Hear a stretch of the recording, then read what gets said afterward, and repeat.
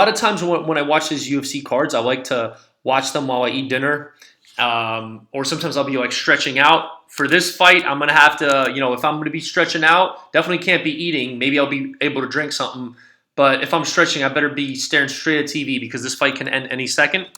And I'm definitely excited to see it. Joaquin Buckley against Abdul Razak Al Hassan.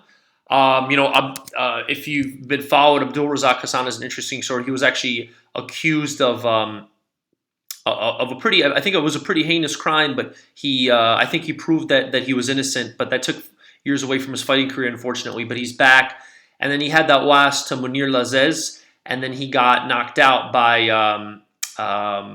Chaos Williams, if I'm remembering correctly.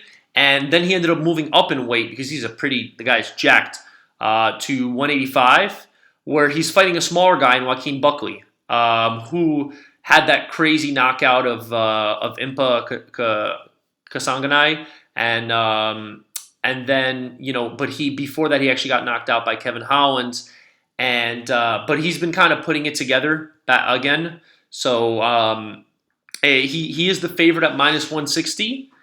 I think that this fight is pretty even, and Joaquin has been kind of putting it together, but I think that people, I think they don't give enough credit to Abdul Razak's last beautiful knockout over actually the guy who knocked out Joaquin Buckley. It was the Italian fighter. I'm gonna look it up right now. So I think people aren't really showing enough respect to Abdul Razak Al Hassan. I think that this fight should really be a pick'em. So I think that it was Alessio de Chirico. So I mean, literally, Abdul Razak Al Hassan knocked him out with a head kick in like 17 seconds. So I think that, and actually, Alessio Chirico had a highlight reel knockout against Joaquin Buckley. I believe it was a head kick. So I think the fact that Joaquin is a favorite, I know there's a lot of hype behind him. I think there's value on Abdul Razak Al Hassan.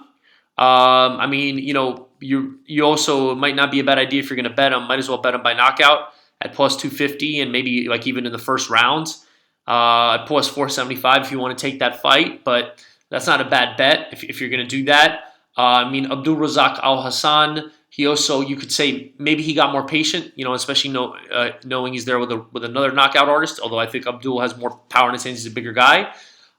Still, might be just worth grabbing a money line. But I really actually think the play might be the under 1.5. And usually I like to take the overs, but I think in this case, these guys both hit really hard, and they both been knocked out a few times and pretty bad. So I think that a really hard shot puts either of them out. So I think it's worth grabbing the under 1.5 at -15. I wish that you could get it at like +100. That would be nice, but it is what it is. Again, I think that if you're, I think that the value is on the under 1.5. I think that's the quote unquote safer bet, but I think it's not a bad idea to grab Abdul Razak Al Hassan because again, I think it should be close to a pick'em fight. Maybe even, obviously MMA math doesn't play out exactly, but technically Abdul Razak Al Hassan has that advantage. But and I think he's in a better weight class now. So actually, maybe he can take a punch better. So maybe that means that better to take the over. I still like the under, even though Abdul Razak Al Hassan probably has a better chin now that he's at a heavier weight class. Still, I still think that the knockouts can maybe hurt your chin over the long run. So I think the under is not a bad idea, but I think it's also not a bad play. Grab Abdul Razak Al Hassan at +140, or grab him by knockout at +250, or grab my first round knockout at like +475. So I think either of those is an interesting play. And so I hope you guys enjoy that advice, and I appreciate it. And please like and subscribe. Thanks.